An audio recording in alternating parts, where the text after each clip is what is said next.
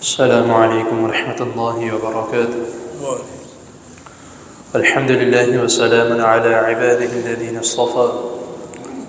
اللهم صل وسلم على نبينا محمد صلى الله عليه وسلم. أما بعد، أعوذ بالله السميع العليم من الشيطان الرجيم من همزه ونفسه ونفخه.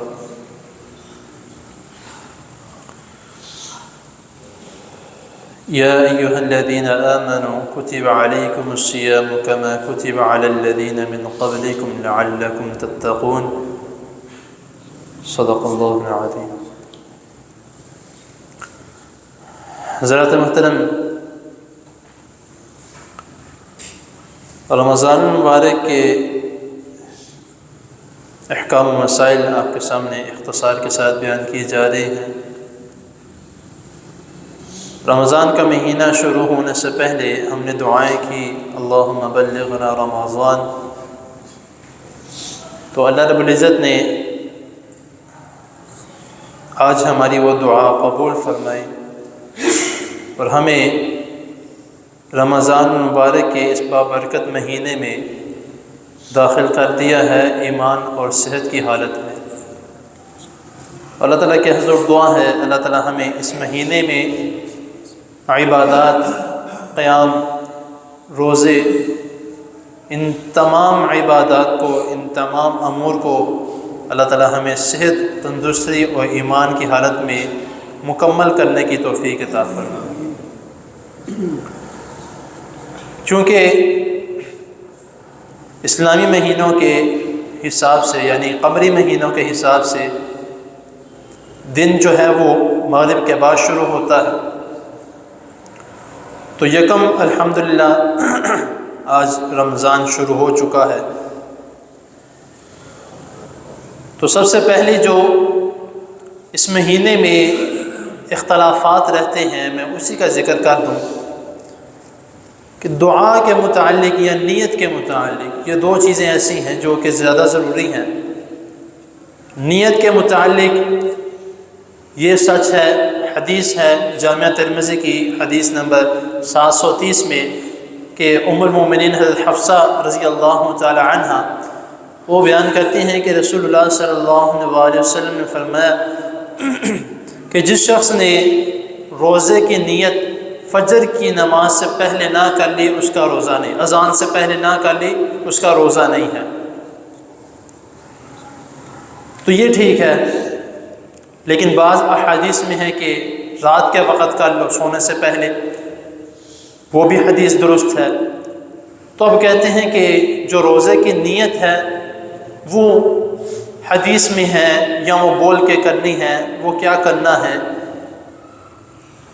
پورے اسلام میں، پورے دین میں صرف اور صرف ایک عمل ایسا ہے جس کی نیت بول کے ہے، باقی کوئی عمل نہیں ہے۔ وہ عمل حج اور عمرہ بس، اس کے علاوہ کوئی بھی عمل ایسا نہیں ہے جس کی نیت بول کے کرنے کا حکم ہے۔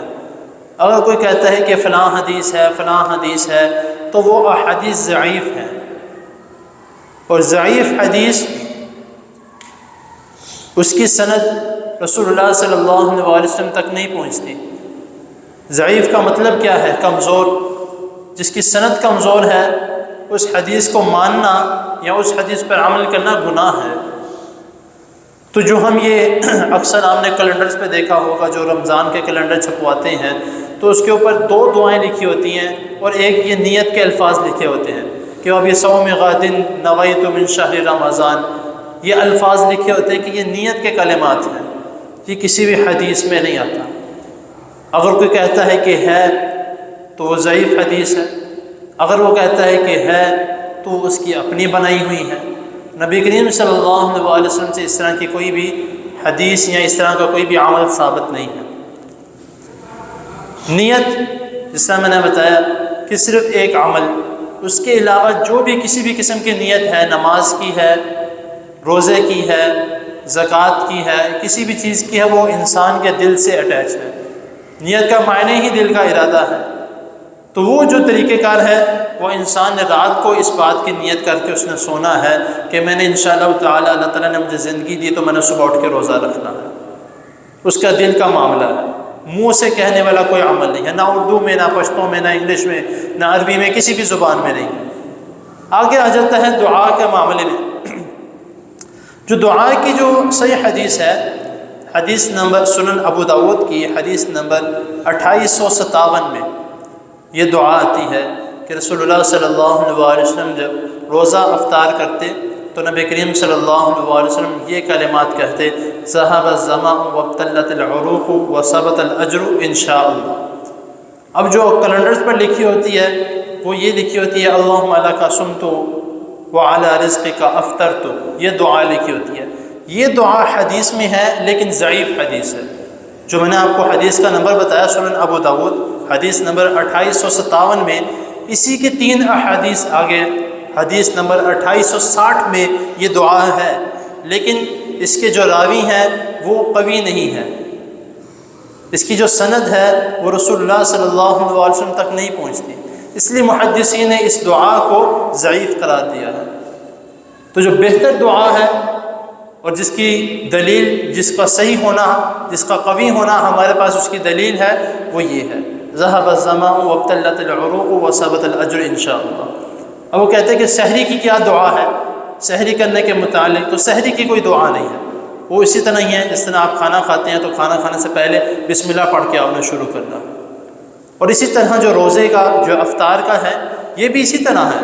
ہم پہلے پڑھ لیتے ہیں، ابھی ہم نے کھجور کھائی ہے تو ہم یہ دعا پڑھ کے کھجور کھاتے ہیں، وہ بھی اس طرح نہیں ہے. کھجور کھانی ہے بسم اللہ پڑھ کے، جب آپ نے کھا لینی ہے، پانی پی لینا ہے، اس کے بعد یہ دعا پڑھنی ہے. کیونکہ آپ اگر ان کے کلمات اور ان کا جو ترجمہ ہے اس کے اوپر غور کریں گے تو اس میں ہے کہ میں نے پیاس بجھ گئی، رگیں تر ہو گئی، بھوک مٹ گئی، اور انشاءاللہ تعالیٰ اللہ تعالیٰ نے چاہا تو یہ ثواب بھی اللہ تعالیٰ نے مجھے اس کا دے دیا. تو یہ دونوں چیزیں جو ہمارے لیے سب سے پہلے جو ہیں وہ مین ہے. ایک نیت کا معاملہ جس کا اکثر جو ہے وہ اختلاف رہتا ہے، اور ایک دعا کا معاملہ کہ صحیح کون سی ہے. تو میں نے آپ کو ریفرنس کے ساتھ تو میں نے آپ کو بتا دیا ہے، آپ خود بھی جا کر چیک کریں.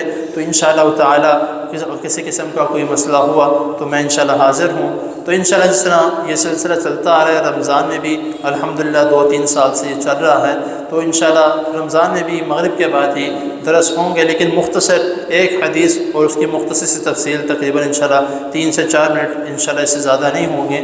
تو آپ خود بھی آئیں، کیونکہ رمضان میں رمضان کے مسائل بہت ضروری ہیں.